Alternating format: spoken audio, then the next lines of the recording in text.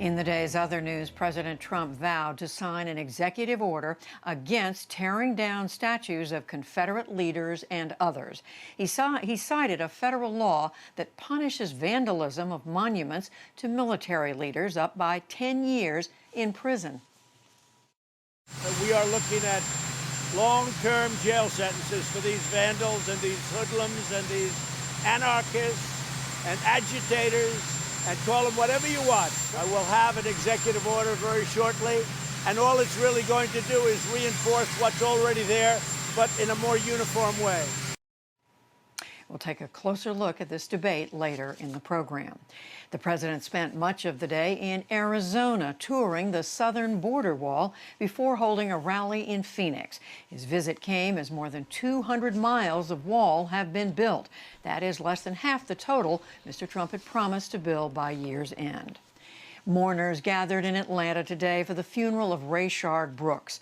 Police shot and killed Brooks as he was running away after an attempted arrest for intoxication. Today's funeral was held at Atlanta's historic Ebenezer Baptist Church, where Reverend Martin Luther King Jr. once preached. The FBI now says that a rope that appeared to be a noose at a NASCAR speedway in Alabama had been there since last October. It was in a garage space assigned last week to Bubba Wallace, NASCAR's only black driver for a weekend race. NASCAR late today described it as, quote, a garage door pull rope fashioned like a noose, and said that it was thankful to learn that this was not an intentional racist act. The FBI says they have concluded there was no federal crime committed. In Mexico, a powerful earthquake rocked the southern and central parts of the country, killing at least 2 people. Thousands of people in Mexico City took refuge outdoors as the tremor swayed buildings. Initial damage reports were relatively minor. The quake also triggered small tsunamis along the Pacific coast. New York, Kentucky, and Virginia held primary elections amid the pandemic today.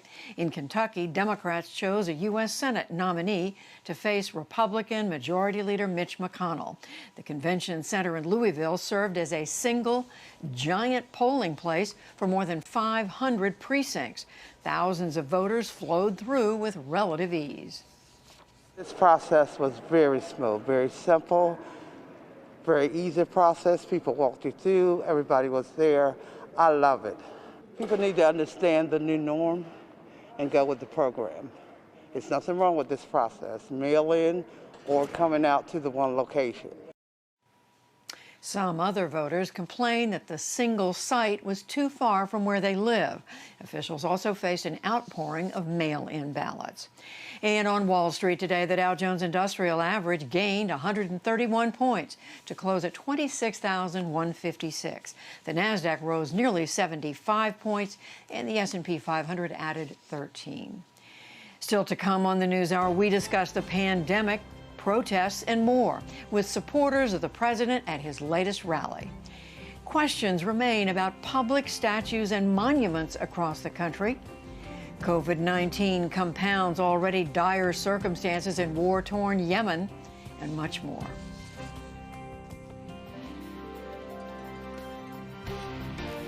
This is the PBS NewsHour from WETA Studios in Washington and in the West from the Walter Cronkite School of Journalism at Arizona State University.